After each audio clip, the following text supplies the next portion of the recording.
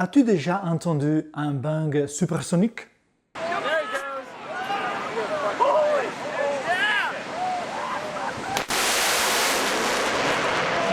Lorsqu'un avion se déplace à une vitesse supérieure à celle du son, on entend un rugissement à son passage comme un gros coup de tonnerre. On dit que l'avion a franchi le mur du son. Parfois, il y a aussi un cône de condensation derrière l'avion dû à la forte compression de l'air. Sais-tu que la même chose peut se produire avec la lumière? Dans ce cas, l'onde de choc est appelée lumière Cherenkov, créée lorsqu'une particule élémentaire se déplace à une vitesse supérieure à celle de la lumière dans ce milieu. C'est un effet que Marie Curie avait déjà observé dans ses échantillons de matière radioactive. Je le répète, ce bang superluminal, on peut l'appeler ainsi, est créé lorsqu'une particule élémentaire se déplace à une vitesse supérieure à celle de la lumière dans ce milieu. Mais comment, penseras-tu, la relativité d'Einstein ne nous dit-elle pas que rien ne peut voyager plus vite que la lumière? Pas exactement. Et aujourd'hui, nous comprenons ensemble comment se crée un bang supersonique ou un bang superluminal. Avertissement. Tout ce que nous disons s'applique à n'importe quel type d'onde, donc aux ondes sonores et à la création d'un bang supersonique, et s'applique également aux ondes lumineuses et à la lumière et à la création d'un bang superluminal, connu sous le nom de lumière Cherenkov. Comprenons d'abord cet effet pour le son, puis appliquons ce que nous avons appris au cas de la lumière. Je m'appelle Simone Baroni et je suis physicien, vulgarisateur et professeur de physique quantique et de mathématiques à l'université à Barcelone. Si vous aimez la science, abonnez-vous à ma chaîne. Ça m'aidera à créer plus de vidéos et à écrire plus de livres de sciences. Imagine un avion qui fonce dans le ciel. En passant, il comprime l'air, ce qui crée une onde sonore qui s'éloigne de l'avion. Cette onde a une forme sphérique, car le son se propage à la même vitesse dans toutes les directions. Maintenant, si l'avion se déplace à une vitesse inférieure à celle du son, les ondes sonores s'éloignent de l'avion parce qu'elles sont tout simplement plus rapides que lui. Cela crée des ondes sphériques l'une après l'autre. Lorsque l'avion augmente sa vitesse, les ondes sonores se compriment vers l'avant car au moment où l'avion est sur le point de créer la prochaine crête de l'onde sonore, il s'est déjà déplacé vers l'avant. Par conséquent, plus l'avion se rapproche de la vitesse du son, moins les ondes sonores peuvent lui échapper, car l'avion se rapproche de la vitesse des ondes sonores, la vitesse du son. C'est un effet que tu as certainement entendu de nombreuses fois. Par exemple, lorsqu'un camion de pompiers s'approche, le son de la sirène est aigu, tandis que lorsqu'il s'éloigne, le son de la sirène est plus grave. Cet effet s'appelle l'effet Doppler. À mesure que le camion de pompiers se rapproche de nous, lorsqu'il émet un pic successif de l'onde sonore, le camion est plus proche. Donc le pic de l'onde se comprime et j'entends un son plus aigu. Et il se passe la même chose avec un avion qui crée des ondes sonores lors de son passage. Lorsque l'avion atteint enfin la vitesse du son, les ondes sonores qu'il produit ne peuvent plus lui échapper, car il se déplace à la même vitesse. Ainsi, lorsque la vitesse du son est dépassée, les ondes produites par l'avion, au lieu de s'échapper et de s'éloigner de l'avion, s'ajoutent aux précédentes et une onde de choc se crée, qui prend la forme d'une cône derrière l'avion. Ainsi, si nous sommes au sol et qu'un avion survole la zone à une vitesse supérieure à celle du son, lorsqu'il passe juste au-dessus de nous, nous n'entendons aucun son particulier car l'onde de choc ne nous a pas encore atteint. Nous entendons le bang supersonique lorsque l'avion est un peu plus loin et que l'onde de choc nous atteint. On l'entend comme un coup de tonnerre très court et très fort. La vitesse du son est appelée Mach 1. Cette forme d'onde de choc est donc également appelée cône de Mach. Et comme l'air est fortement comprimé, il arrive qu'un nuage d'air condensé en forme de cône se forme derrière l'avion. Passons maintenant au cas de la lumière et des particules plus rapides que la lumière. Mais comment est-il possible qu'une particule puisse voyager plus vite que la vitesse de la lumière?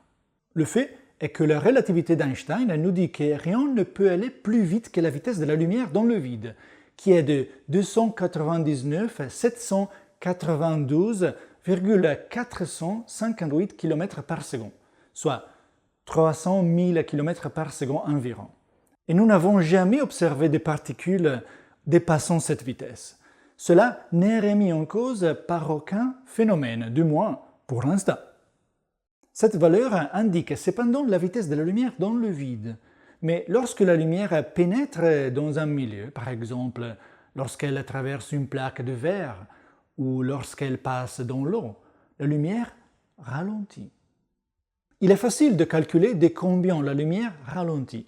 Il suffit de prendre ce que l'on appelle l'indice de réfraction de la substance que la lumière traverse. Par exemple, l'indice de réfraction de l'eau est de 1,33 et de diviser la vitesse de la lumière dans le vide par ce nombre. Le résultat est la vitesse de la lumière dans l'eau. Comme 1 divisé par 1,33 est égal à environ 0,75, cela signifie que la vitesse de la lumière dans l'eau est égale à 75% de la vitesse de la lumière dans le vide. Ainsi, lorsqu'elle traverse l'eau, la lumière ne se déplace pas à 300 000 km par seconde environ, mais à 225 000 km par seconde environ. Or, une particule chargée électriquement pourrait traverser l'eau de mer, par exemple, à une vitesse supérieure à 225 000 km par seconde, c'est-à-dire à une vitesse supérieure à celle de la lumière dans l'eau. En d'autres termes, la particule voyage toujours à une vitesse inférieure à 300 000 km par seconde, qui est la limite imposée par la relativité. Mais elle voyage à une vitesse supérieure à celle de la lumière dans l'eau. Ainsi, dans une hypothétique course dans l'eau entre la particule et le photon, c'est la particule qui gagnerait. Lorsque cela se produit, cela crée le même phénomène que le bang supersonique, car c'est la même situation que l'avion qui dépasse la vitesse du son. Dans le cas de la particule qui traverse l'eau, au lieu de créer une onde de choc sonore, c'est une onde de choc lumineuse, appelée lumière Cherenkov, qui est créée.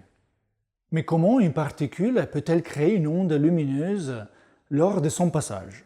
Nous avons vu qu'un avion crée une onde sonore lorsqu'il traverse l'air parce que l'avion comprime l'air, et qu'une onde sonore est une onde dans laquelle l'air se comprime et se décompresse continuellement. Lorsque je parle, mes cordes vocales vibrent, compriment l'air à proximité et cette compression se propage jusqu'au microphone. Dans le cas d'une particule chargée électriquement qui traverse l'eau, en passant, elle cède de l'énergie aux atomes dont l'eau est constituée. Cela fait sauter les électrons des molécules à un niveau d'énergie plus élevé. Par la suite, ces électrons reviennent à leur énergie initiale et réémettent la lumière qu'ils avaient absorbée. Cela crée une onde lumineuse qui se propage dans toutes les directions. Un front d'onde sphérique est donc créé, tout comme dans le cas d'un avion qui crée des fronts d'onde sonores sphériques lors de son passage. Dans le cas d'une particule chargée qui traverse l'eau, cela crée un cône de lumière appelé lumière Cherenkov, du nom du physicien russe qui a été le premier à étudier ce phénomène. Un exemple de lumière Cherenkov se trouve dans l'eau dans laquelle sont immergées les barres d'uranium d'un réacteur à fission nucléaire. Ce matériau étant radioactif, il émet des particules à grande vitesse qui se déplacent à une vitesse supérieure à 225 000 km par seconde, c'est-à-dire plus vite qu'un photon dans l'eau. La lumière bleue qui éclaire l'eau d'un réacteur à fission est précisément la lumière Cherenkov due à l'onde de choc. C'est la lumière du bang superluminal. En plus d'éclairer l'eau en bleu, cette lumière Cherenkov est utilisée dans de nombreux détecteurs de particules qui, en observant la lumière Cherenkov, reconstituent la trajectoire de la particule chargée qui a traversé l'eau et aussi l'énergie de cette particule. Je te parlerai de ce sujet dans un autre épisode. Avant de te laisser, je voudrais te rappeler que si, d'une part, tu veux en savoir plus sur la relativité d'Einstein, le temps, les trous noirs et la limite infranchissable de la vitesse de la lumière, tu peux lire mon livre « Comprends le temps et l'espace ». Si en revanche, tu veux en savoir plus sur la mécanique quantique, de ses origines à la première révolution quantique avec le principe d'indétermination de Heisenberg, tu peux lire mon tout nouveau livre « La mécanique quantique, volume 1 ». Le voici. J'ai écrit ces 2 livres en partant des zéros, en utilisant un langage simple, et j'y ai inclus plus de 60 figures et schémas dessinés par moi-même, comme celui-ci.